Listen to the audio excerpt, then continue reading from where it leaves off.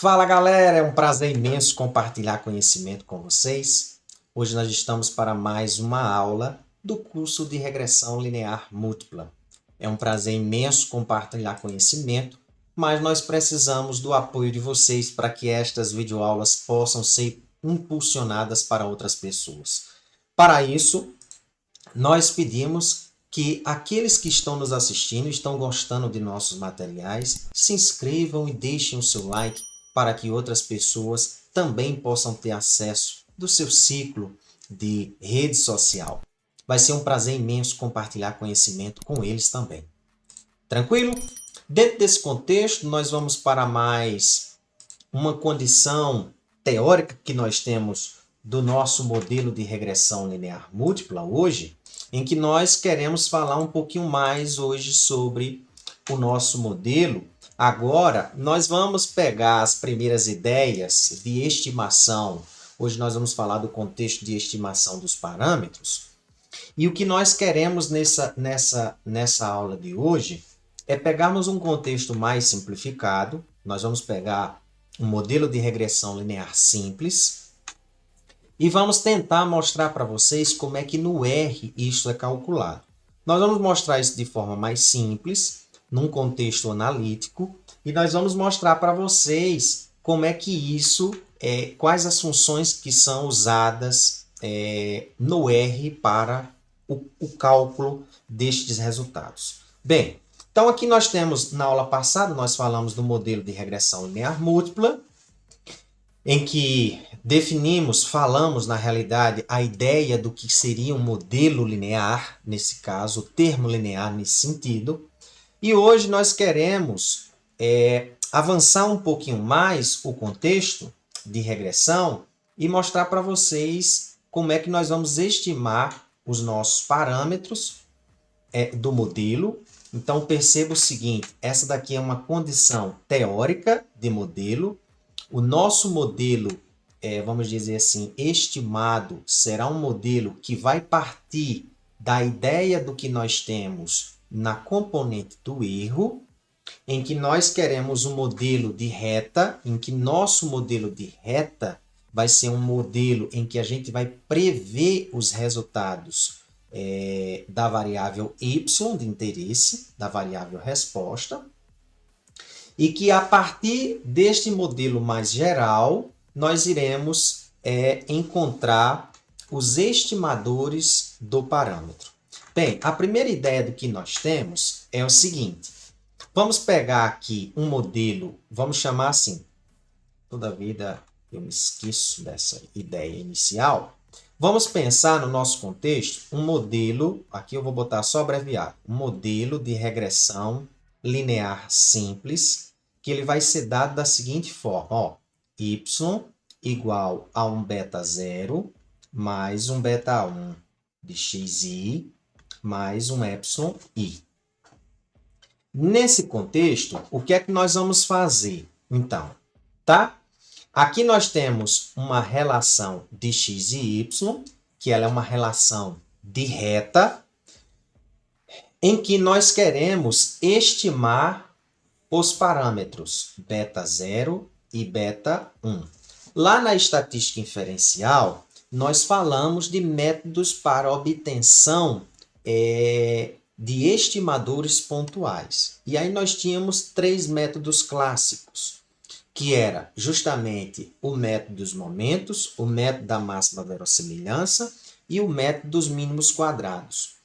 Aqui nesse contexto, eu não preciso fazer ainda aquela afirmação de que a distribuição desses nossos erros tenham que ter distribuição normal com média zero e variância sigma 2, uma variância constante, associada a todos os outros erros, né? Bem, o que é que eu estou querendo dizer com isso? Eu estou querendo dizer assim, nós não vamos usar esta afirmação para esta nossa dedução do que vamos fazer agora. A ideia do que nós temos aqui para estimar beta 0 e beta 1, aqui a gente só vai dar a ideia básica, vai ser o seguinte. Nós vamos pegar a componente do erro, εi, nesse caso, e nós vamos expressar εi da seguinte forma, ó, yi menos toda essa parte aqui, ó, que seria beta 0 mais beta 1.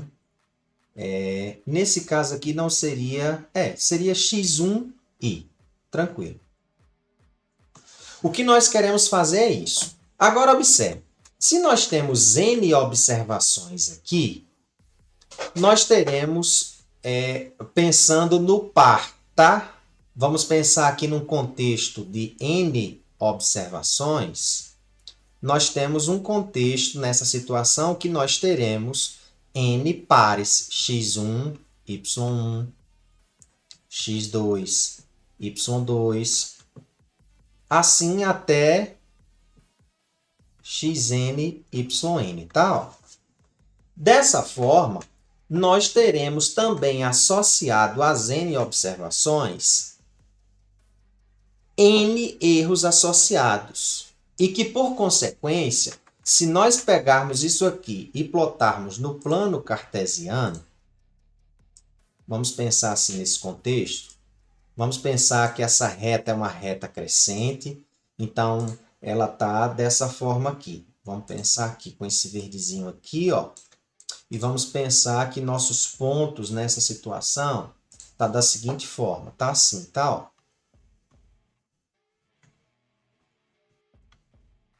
Nós estamos dando um contexto teórico, tá? De fato, a gente não sabe onde é que está essa reta que descreve esses dados, tá? A gente não sabe. Por que a gente não sabe? Porque a gente não sabe quais são os valores de beta 0 e beta 1 reais. A gente vai tentar estimar com base num conjunto de dados observáveis deste fenômeno para tentar descrever essa relação. Então, aqui eu estou dando um contexto teórico. O que é que acontece?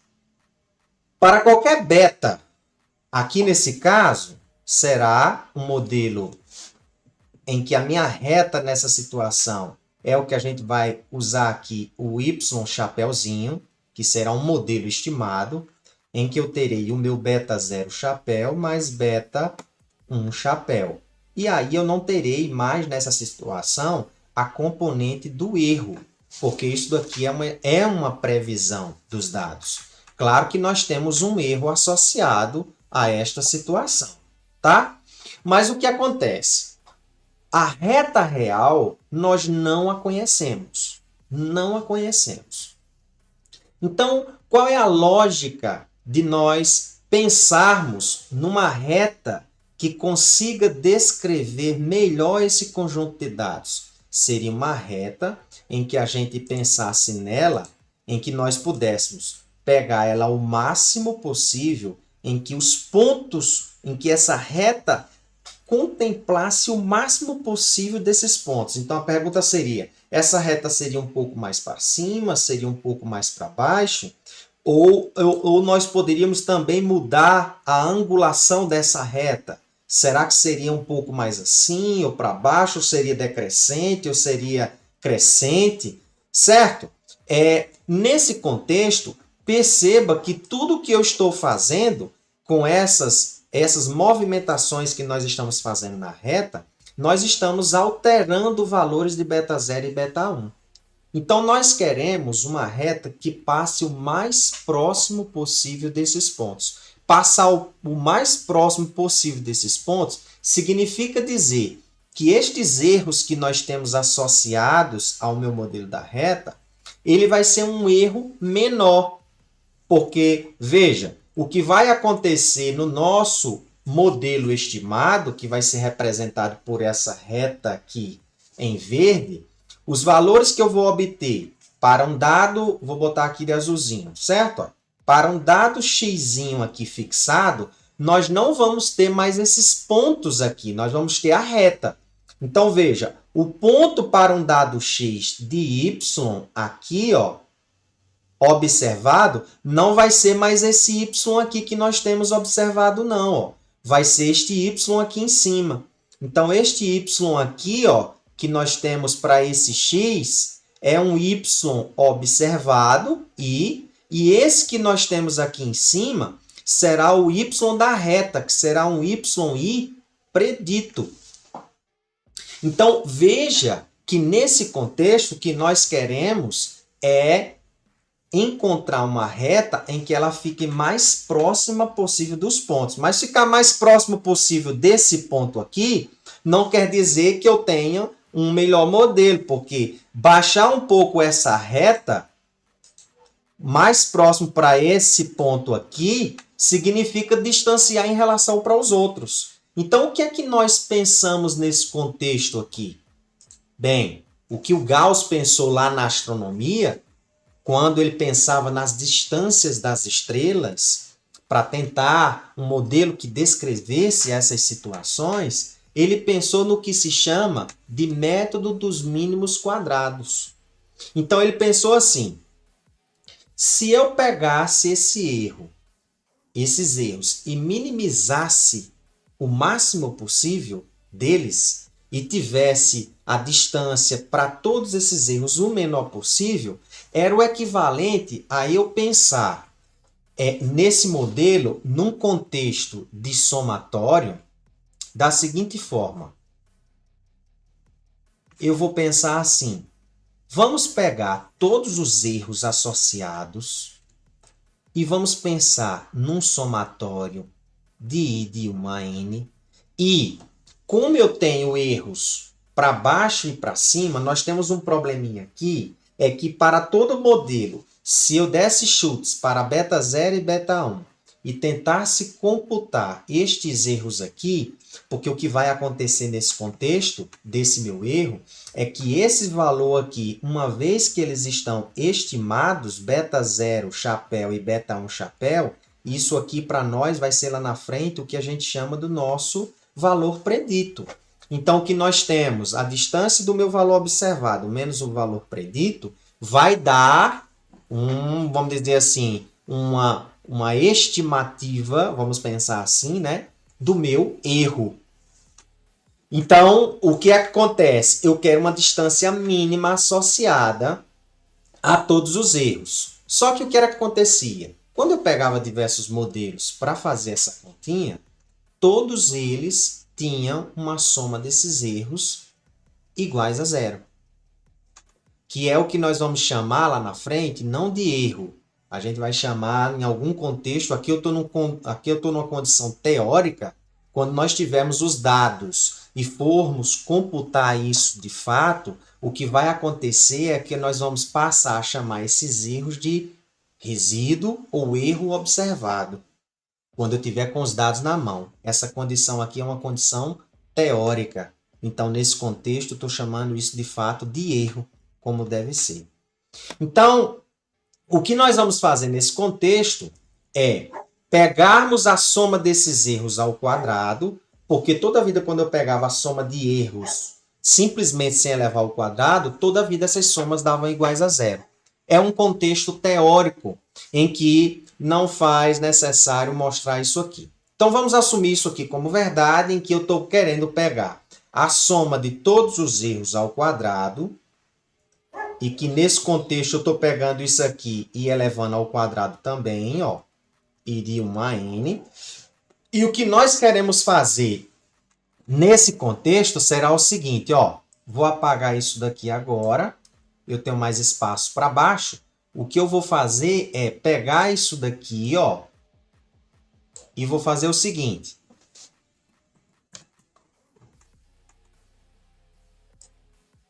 Venham para cá. Isso. O que eu quero fazer nesse contexto agora será o seguinte, ó.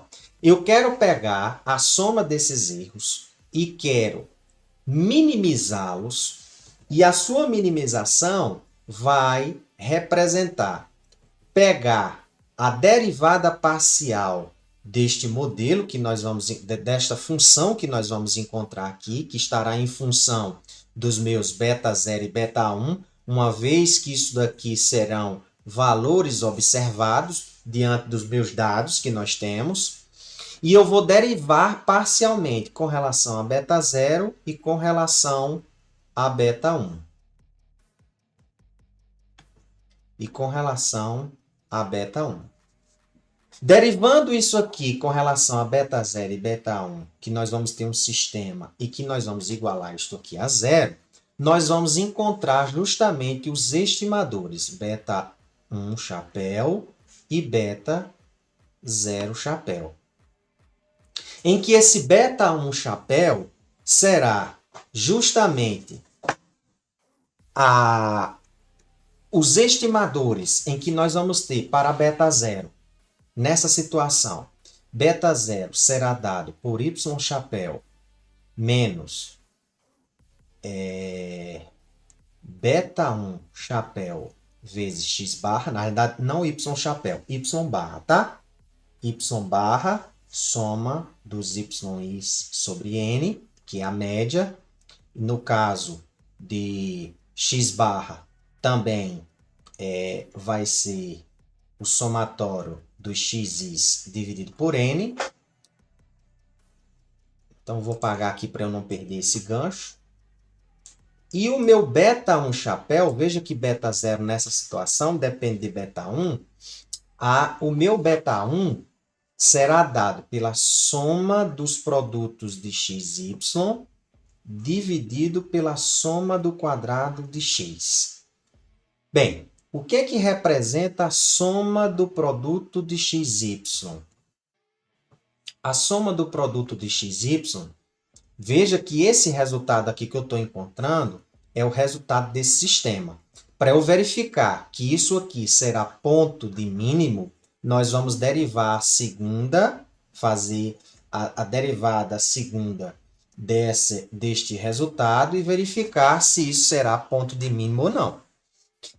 Vamos assumir que isso aqui a gente chega ao resultado e observa que isso de fato ocorrerá. Não vou detalhar esse contexto aqui como que nós chegaremos, mas de forma muito simplificada a gente pode fazer uma videoaula e detalhar isso um pouco mais para que essa videoaula não fique muito grande. Então, a soma dos quadrados de x e y nada mais é do que o somatório dos x e y menos o quadrado do somatório de x vezes, não o quadrado do somatório, a pré-multiplicação do somatório de x vezes o somatório de y. Ficou muito apertadinho, tá?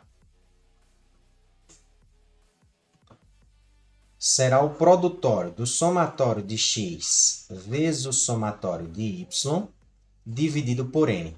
Que no caso, a soma do quadrado de x será dado por somatório de x. Aqui eu vou fazer um abuso de notação, de não botar o i indo de 1 a n, então eu vou deixar assim, certo? Somatório de x ao quadrado, menos o quadrado do somatório de x, elevado ao quadrado, dividido por n. Então, uma vez que eu determino esses dois resultados, da soma do produto de x e y e a soma do quadrado de x, eu consigo determinar o beta 1 chapéu. Terminado o beta 1 chapéu, eu calculo o meu beta 0. Então, feito estes resultados, eu estou pronto para ter o que a gente chama do nosso modelo estimado. Qual modelo estimado? Esse carinha aqui, ó. Então, este modelo é um modelo baseado em que os parâmetros foram estimados pelo método dos mínimos quadrados. Nós não fizemos afirmação nenhuma sobre isso, sobre qual o modelo probabilístico de y. Então, essa contaiada aqui toda, que aqui é um passo largo, né, ó, teoricamente, quando eu faço esse contexto aqui, esta situação aqui é um espaço longo, né? Porque eu preciso determinar isso aqui tudo, mas o que importa é que nós chegamos a isso aqui pode servir como exercício para que vocês possam trabalhar, e a questão agora é como é que nós vamos fazer isso aqui no R. Como é que nós vamos computar isso aqui no R? Encontrar o valor de beta 0 e beta 1. É o que nós vamos fazer agora. Então, nesse caso aqui, vamos passar para a nossa sala de apresentação. Aqui eu vou pedir licença a vocês. mudar aqui um pouco desse contexto, nós vamos entrar para o nosso RStudio. Então, no nosso RStudio, vamos pensar o seguinte, vamos pegar um conjunto de dados. Eu estou salvando esta nota de aula, bem como os scripts, para que vocês tenham acesso, tá? Então, aqui eu estou pegando o meu conjunto de dados, em que eu vou descrever aqui para vocês os meus dados.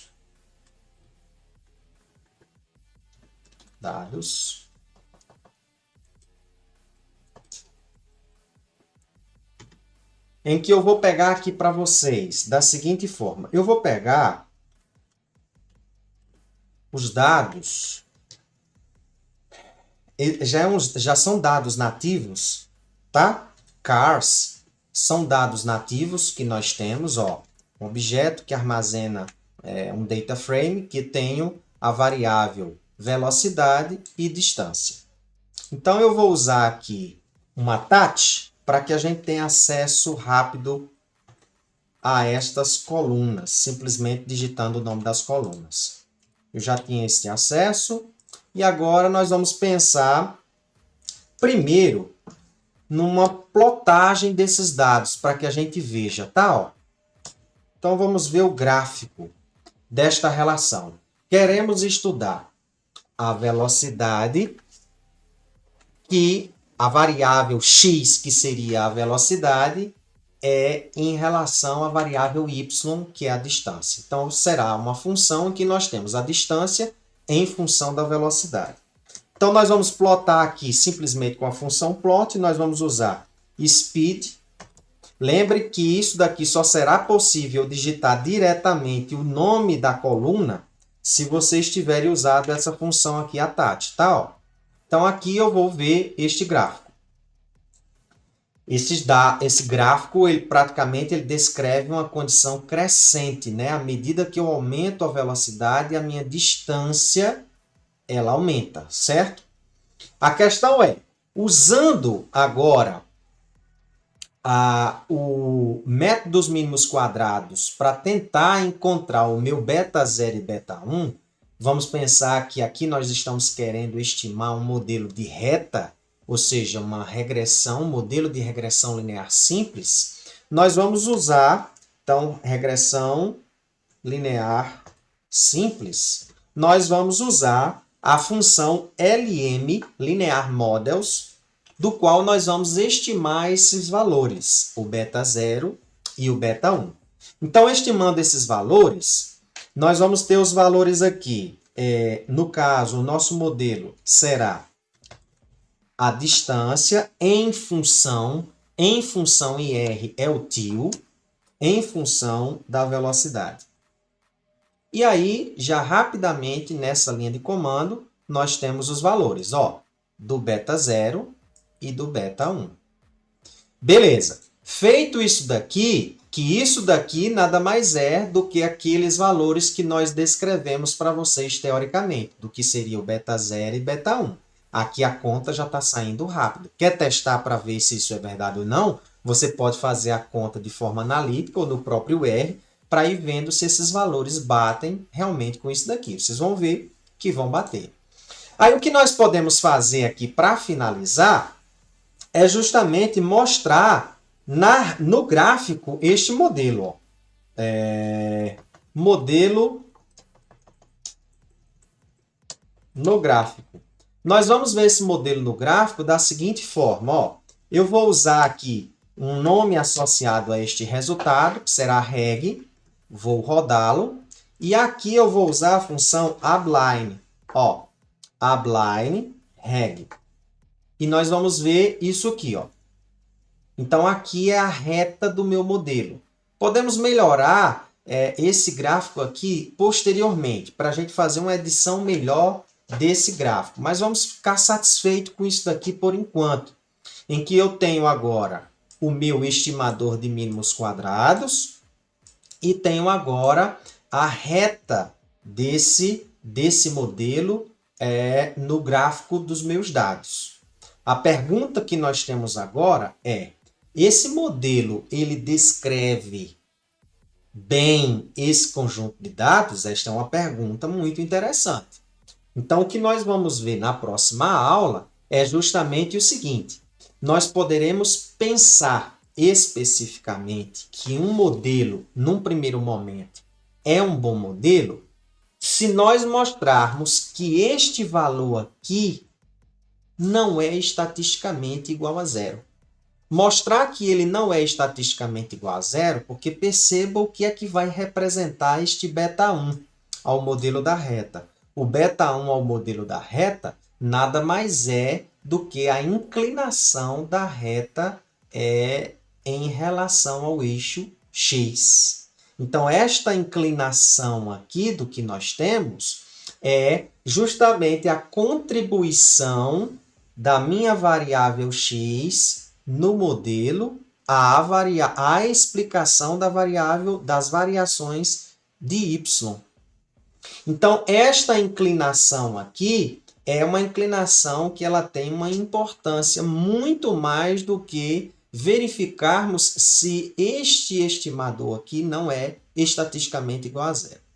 Então, nós vamos botar para a aula seguinte a explicação, a interpretação prática. Então, antes da gente fazer a verificação por meio de testes de hipóteses, se beta 0 e beta 1 são estatisticamente diferentes de zero, nós vamos mostrar a interpretação destes parâmetros no modelo para que a gente consiga entender o que é que vai acontecer com o teste de hipótese na sequência.